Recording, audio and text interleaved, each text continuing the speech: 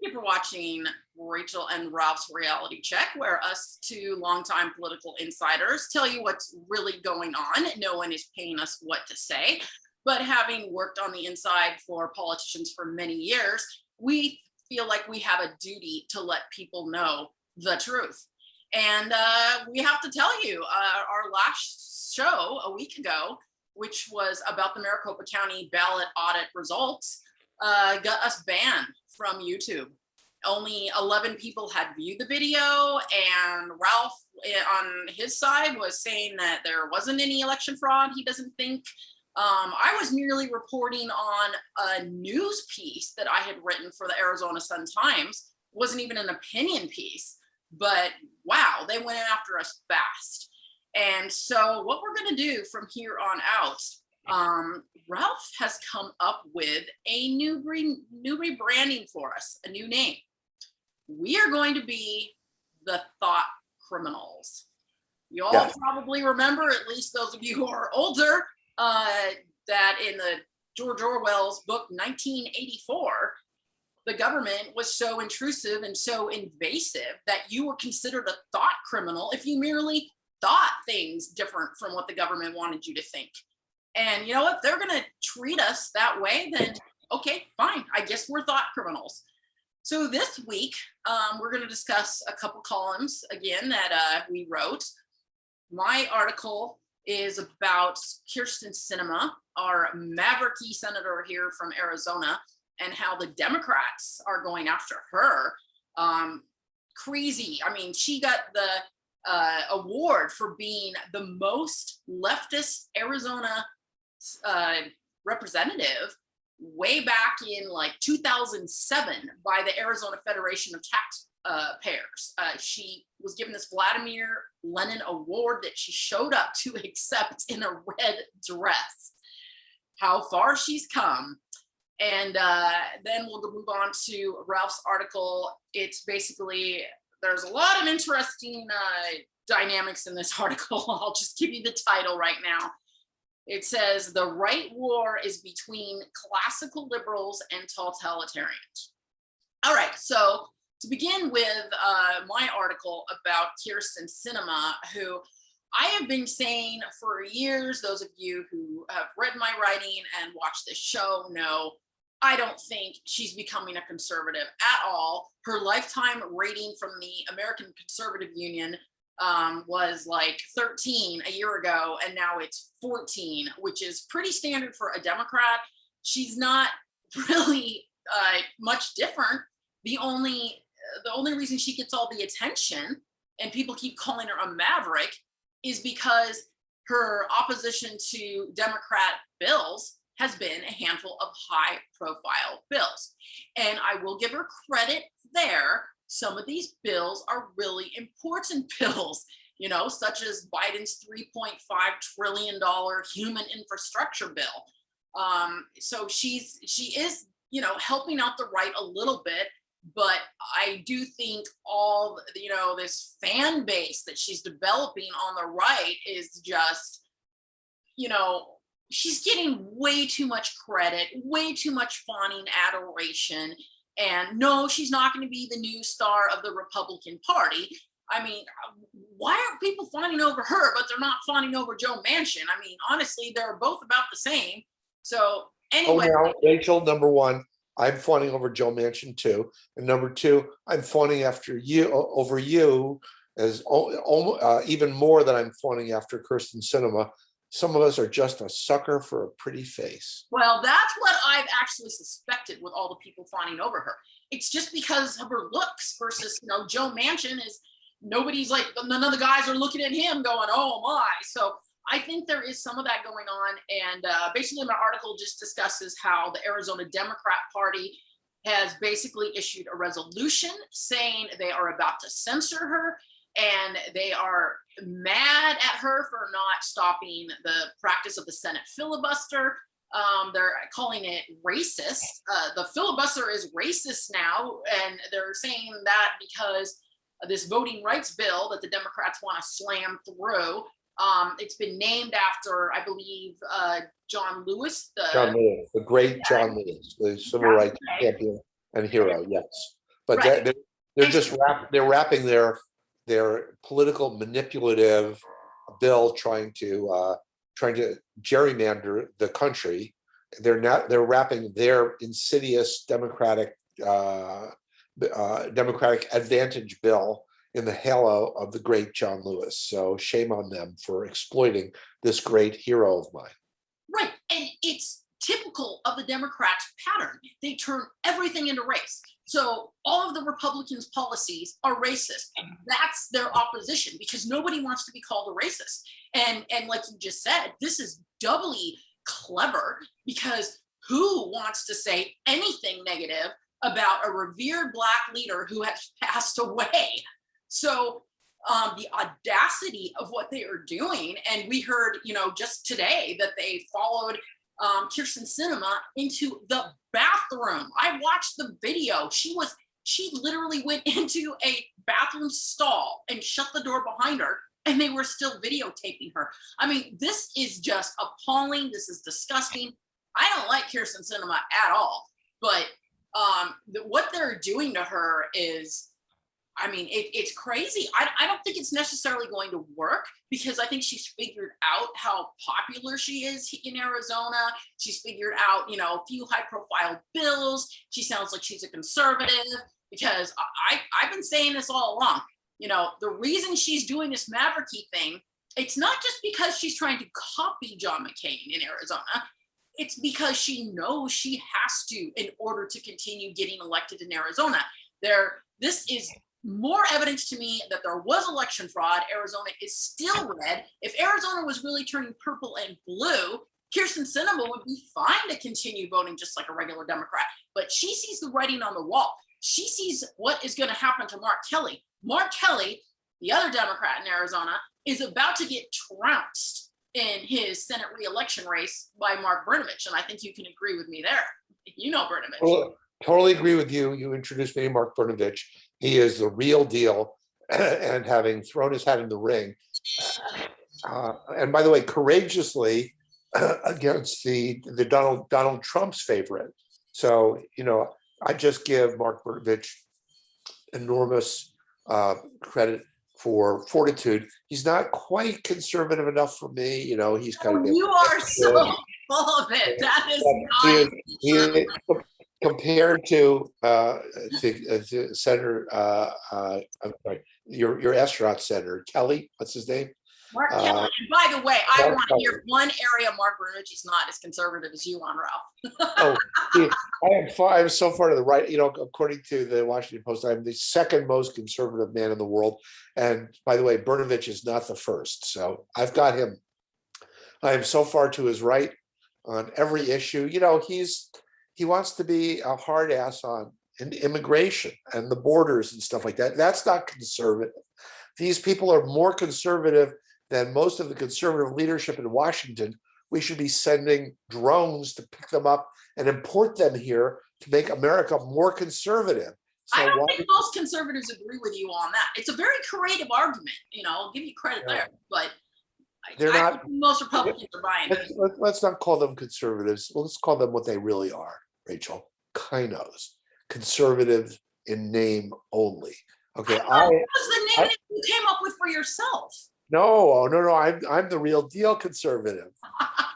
Anyway, so yes, Brnovich is on his way, riding on his white stallion into the Senate of the United States of America, where he will distinguish himself by representing Arizona the way Arizona deserves to be represented.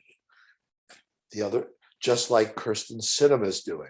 So go easy on her. I think the Brnovich Sinema 1-2 punch is going to be just fantastic, and it's going to push America very far to the right, which is right where I want it to go. No, it's not. She has a 14% lifetime rating from the American Conservative Union. How is that good for Arizona, and how is that going to push the country to the right? The American Conservative Union is a Potemkin organization. You, on the other hand, nailed it when you said that she picked the key issues to not just vote conservative on, but to lead conservative on. We are in the middle of an attempted coup d'etat that makes January 6th look like a walk in the park, with the House a progressive caucus, only 95 people, who are attempting to impose a $3.5 trillion tax and borrowing increase on the American people in order to impose the government in every decision of our lives from the moment of conception to the moment of our death. And and who is standing like Horatio at the bridge? Who is heroically preventing this socialist takeover of America? Joe Manchin and Kyrsten Sinema. And they deserve. Not because they're hardcore right wingers with principles. It's because they just happen to be at the right place at the right time. Different type of right. Give them their due, Rachel. Give them their due. They are doing the right thing on the issue of the moment and the day. And next week, we'll talk about why I foresee Joe Manchin becoming elected president and Kyrsten Sinema getting elected vice president of the United States in 2024 because of their heroic stand against this huge, cancerous imposition of big government. Moderates in both parties never end up in the presidential ticket. They just don't. It's not going to happen. I mean, and I wouldn't want it either, because it's not good enough as a conservative for me. But I mean, I will give you credit in the sense that, am I grateful for her? Yes. I had no idea this was going to happen. She was so far left. I mean, you probably remember those photos of her at, Iraq war protest rallies when she, Right. She looked like a freak.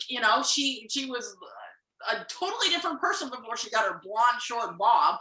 And so, yeah, I mean, I'm very happy she's come around and she hasn't turned out to be a far leftist, but I don't believe it's because of any principles. I believe it's completely out of self-interest so she can keep getting reelected from Arizona.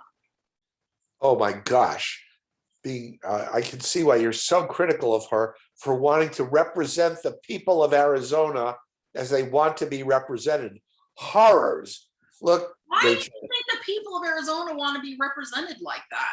they elected her. I'm sorry, it's called representative democracy. She's playing a game. She's playing a game to make it through the Democrat Party primary and then run as a Republican to make it through the general election. I sat here and watched all of her campaign ads. She never said in her campaign ads that she was a Democrat, and everything sounded like a Republican principle. So she's not trying to represent the people of Arizona. She's just saying what she needs to say to get elected. Well, that's the mark of a great statesman in the making. And as for the fact that she has grown from her youthful leftist flirtation, let me remind you, Rachel Alexander, of a story once told about Clemenceau, the great paleo-conservative leader of France. He was the president of France, and one day one of his aides ran into his office and said, "Monsieur le Président, I have horrific news for you. Your son has joined the Communist Party." And Clemenceau paused and reflected and turned to his aide and said, "Monsieur le presidential aide, let me tell you, my son is 21. If he had not joined the Republican Party at age 21, I would have disowned him. And if he's still a member of the Republican Party when he turned of the Communist Party, I would have disowned him." I have a hard time telling the two apart, the way the Republican Party, Josh Hawley and Ted Cruz and all of those commies who've taken over the party are today. He said, if he had not joined the Communist Party at age 21, I would have disowned him. If he's still a member of the Communist Party when he turns 30, I will disown him then. So good for Kyrsten Sinema for having been a wacko leftist as a reckless, feckless kid. And now she's grown into stateswomanship. And I just think that the only bet that she's missing is not beaming you up to her office and making you her communications director, because you would be darling at it. Oh, no, I'm sorry. Okay, let's segment over to your fascinating article on how you think a lot of these Democrats are really with us, and it can be us against the totalitarians. I enjoyed your column, but I didn't agree with it. I've got some issues with it. For example, you say because Democrats are talking about things like, we need democracies today, that makes them seem like they're more in line with us. But I just think that's a very deceptive tactic of theirs. They don't really mean that they have the same values as us. They're only saying democracy because they want, one person, one vote to determine everything. They don't want a representative democracy. Us conservatives, we like the way the United States was founded as a representative democracy. They're trying to undermine it by turning it to something that we're not. You've heard of tyranny of the majority. So anyways, I'll let you talk about it. What do you say, Ralph? Look, what triggered this column which is the liberal conservatives and the conservative liberals need to make common cause against the totalitarians. That is our common enemy. And that's a bit shocking, but what triggered this was a column by Ezra Klein, one of the leading, most powerful, most prestigious columnists in the New York Times, America's newspaper of record, in which he came out explicitly, unflinchingly, unashamedly in favor of supply side economics. He called it the supply side progressivism. Okay, this was on top of the Washington Post. Yes, Rachel, go ahead.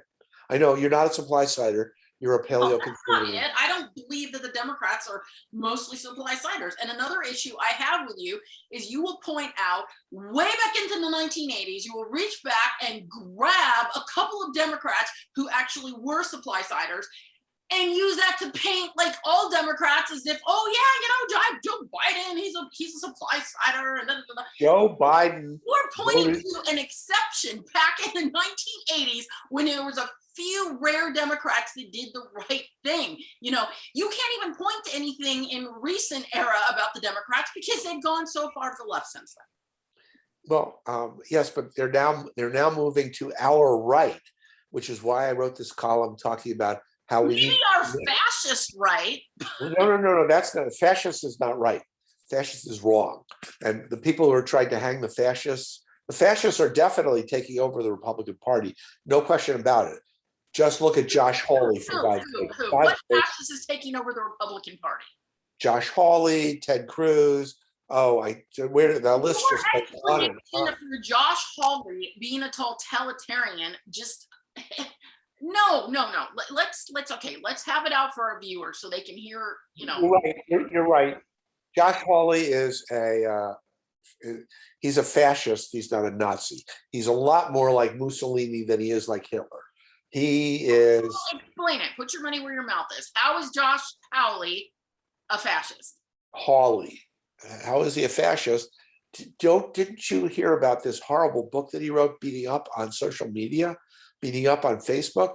It is a shock that a representative of the Republican Party, which used to stand for free enterprise, People can agree to disagree about what we need to do about big tech.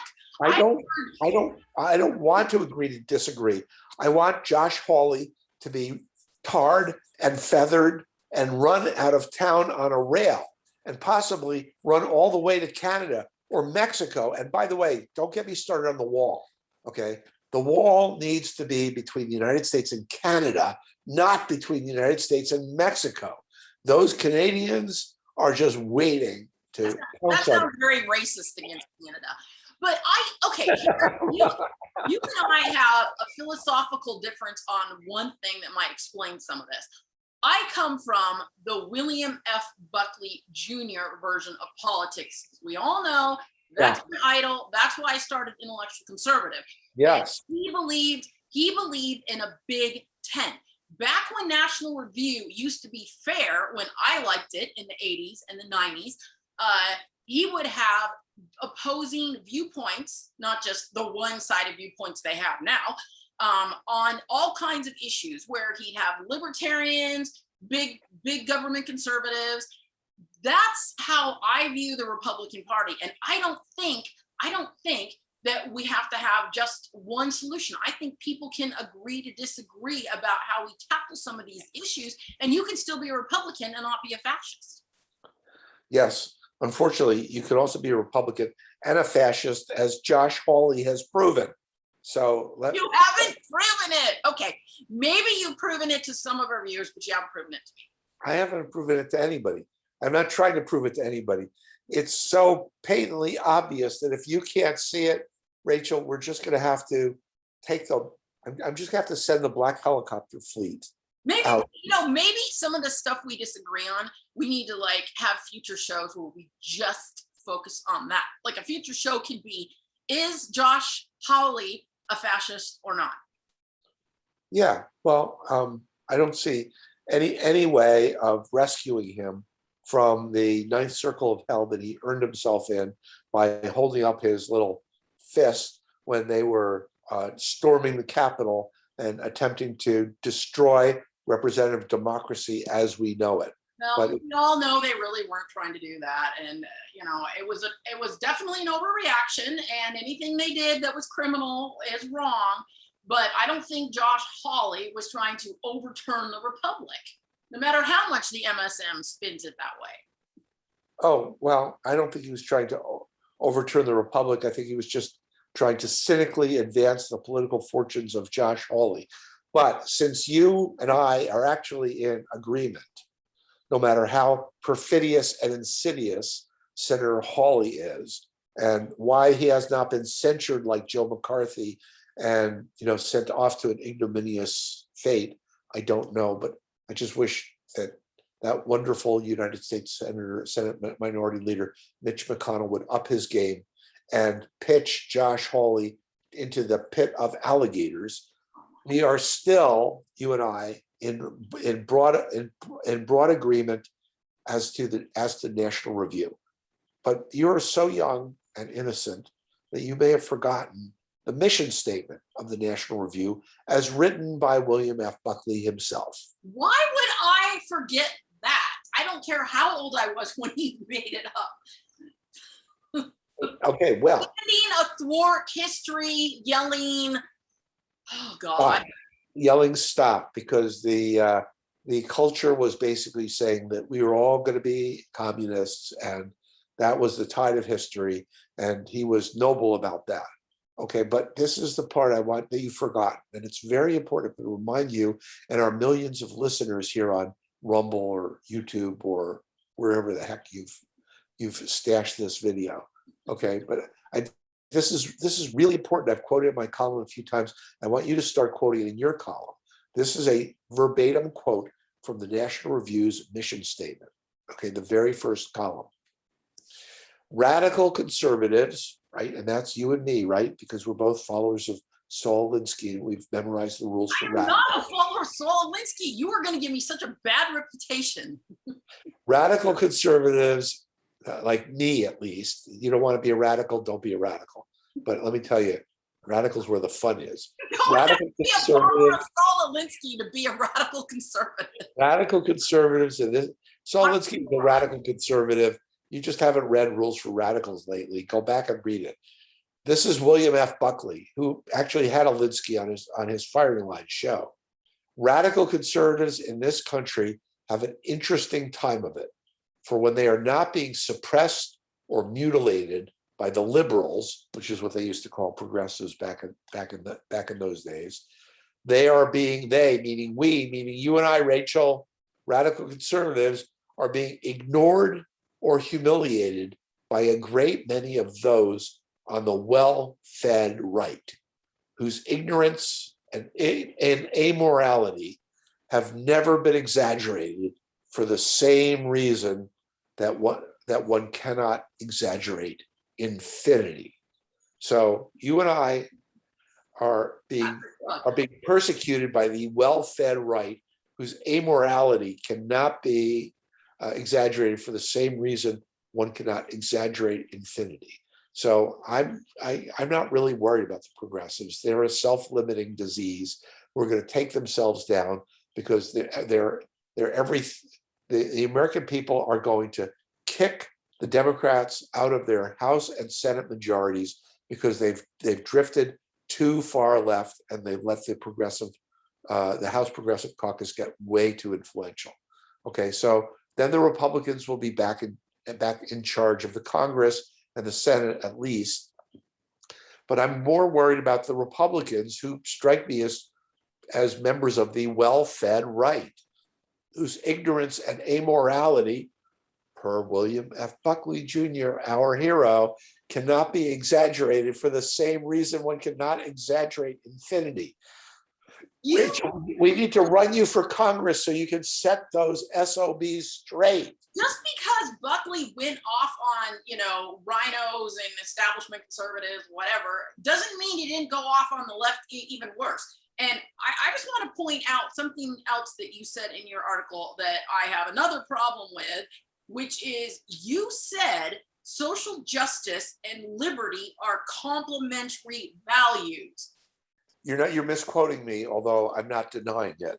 I said justice and liberty are complementary. No, you said social justice. I wrote it down because that's okay. Well, I believe that. I think my recollection was that I said justice and liberty are complementary values, but I absolutely believe that social justice and liberty are complementary values. Not the way the left is conducting it. You might be correct if they were to solely use, fair ways to do it, the private sector, but that's not how they're doing it. They're backdooring it. They're getting things enforced by government. They're making it, part of society using big government tactics and threats and cancel culture and wokeism. Yes, I know. I totally agree, and I never ever said that I approve of their means. What I did say is that our great icon, Barry Goldwater, right, who I assume you approve of at least a little bit, It's fine. I was never a big idol of him, but that's because I just have a few issues. Like he was never very pro-life. So he was an Arizona state senator, as I remember. I didn't even live here when that was before your time. I get that. Yeah.